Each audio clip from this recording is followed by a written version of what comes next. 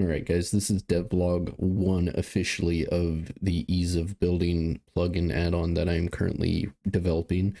For starters, what we have now are custom commands that will basically just tell you that you need to type exclamation point help, and it will give you the current command right now, which is the tools.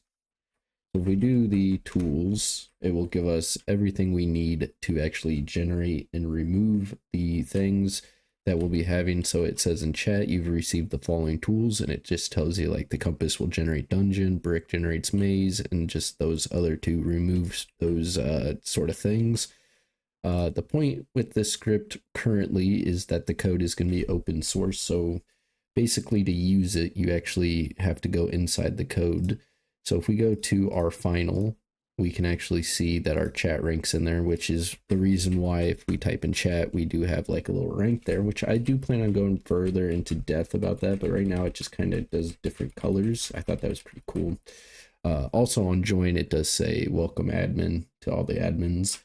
I do plan on going further into depth on that. That might be a chat plugin eventually that I work on. It won't be included into this pack, although I do have it kind of in this pack right now for all my projects pretty much, but that will be in a whole nother project. So those will be removed on public release, but I do plan on adding a bunch of stuff into this. Currently with the generations, we have is the version 2 of the dungeon, which is insane to kind of look at because we do have multiple deals where we can actually see kind of color coded here. The green wool is the hallway, lime green is the start area, the black wool are the current mob spawns, and the yellow are like loot that you can grab, and the red will be like the boss area or like the exville area, which is a really cool thing.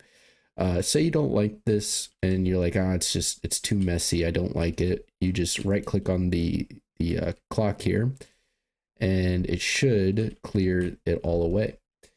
To kind of mess with this, I do have a very simple way inside the config, which is all in here. That's all you really have to tinker with. So if you want the block rooms to be something other than white wool, you can easily do something like that. Again, this is just a blueprint. This is just so players can generate a dungeon and build off of it, right? It's not like you have to do it block for block, but it does give you an idea of random generation.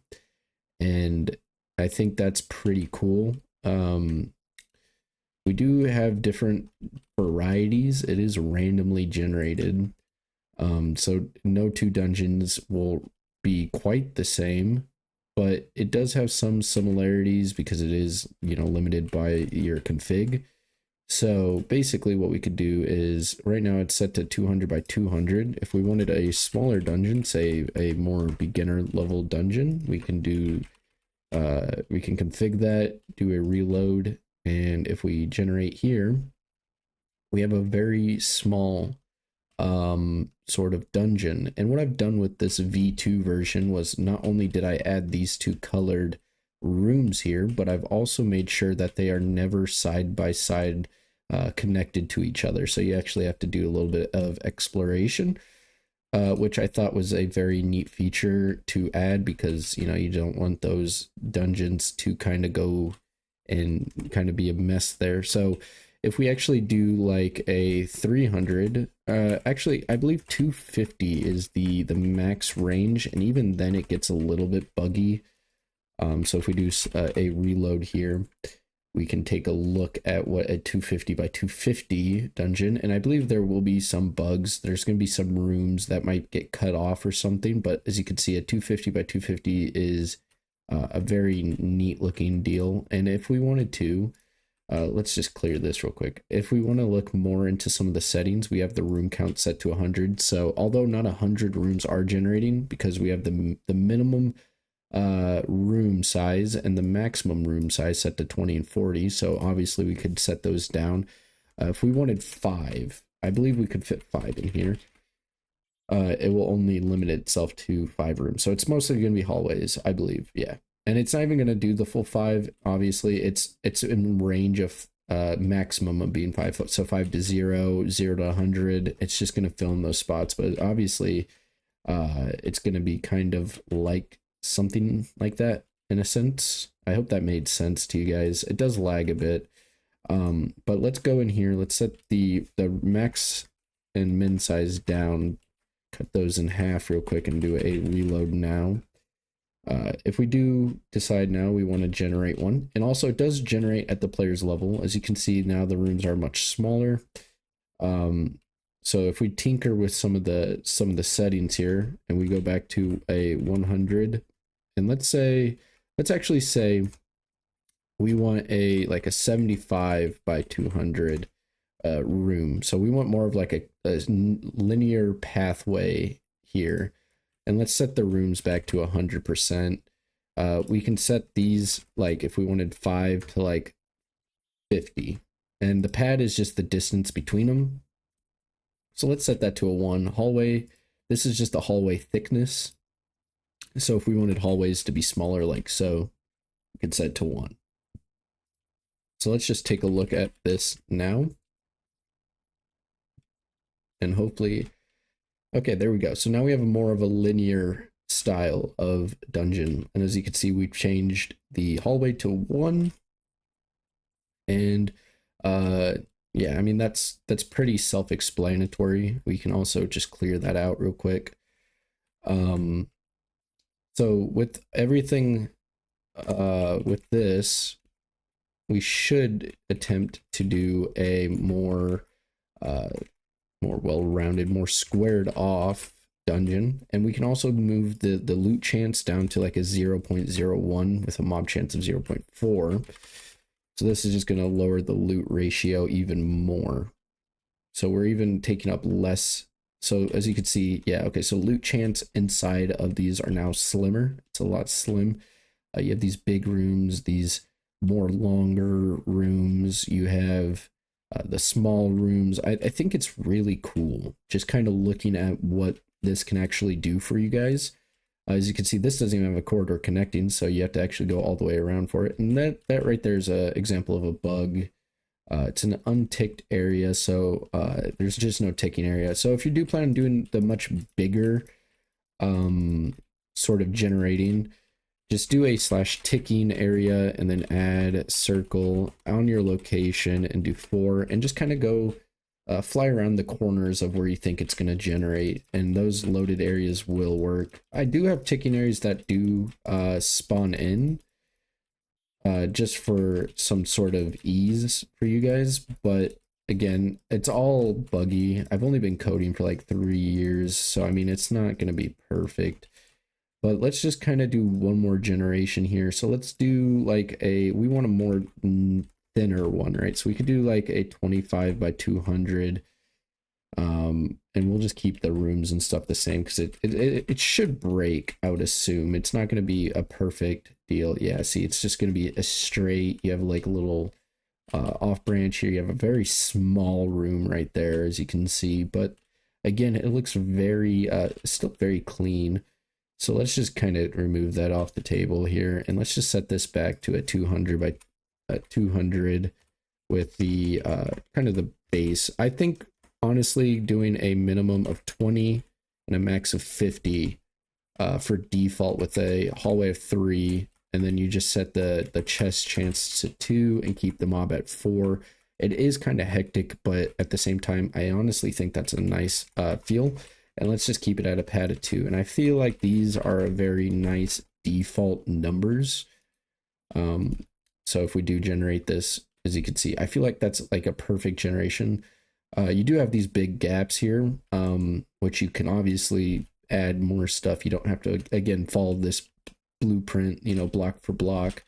Now let's take a look over at the maze that I've done here.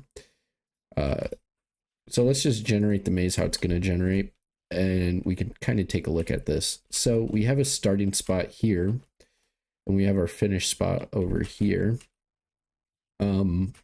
It's just a very simple maze generation. I didn't do too much into this, but you know, as you can see, we do have it loading in bunch. But that was a 31 by 31 with a difficulty of 0.1. The hardest being a 1.0. It's just straight and very few turns, and then 0.1 is a very chaotic path. But if we do set this to like a 101, 101, and we set this to like a 0.9, as we can see if we do a reload and we just generate this maze here, and it's just going to fill itself right in. And as you can see, the yellow is going to be the path that you're supposed to travel. And although it does look like they kind of connect a bit, they really don't.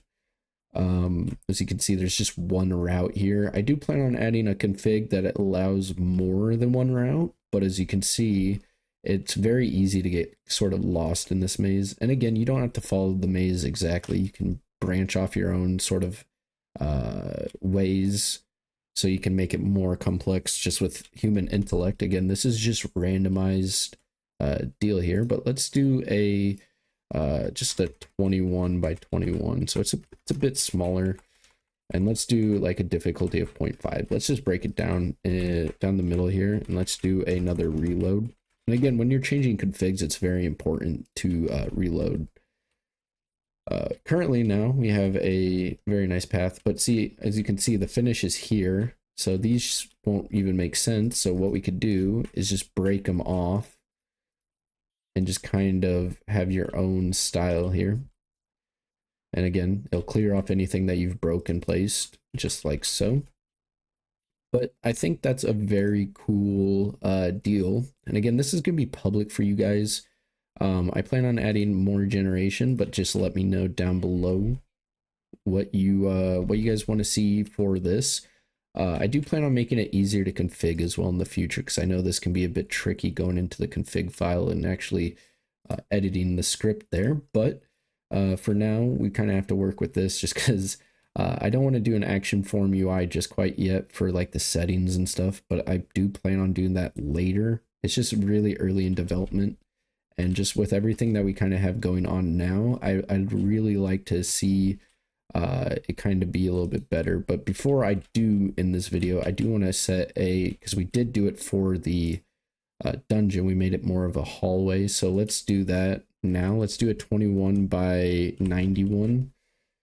And if we do a reload here and we generate ourselves this, as you can see, now it is more of just a hallway. And I think that also looks very cool. And yeah, you can just watch it go away. But anyway, I hope this kind of cleared up the dev kit tool that I've been trying to develop for you guys. And I hope that really just helps you guys out later on. Especially with map building, this whole thing was meant to just kind of be, again, an ease of building sort of add-on for you guys that are looking to make just quick stuff. And I hope to hear from you guys, but for now, that's it, and enjoy your day.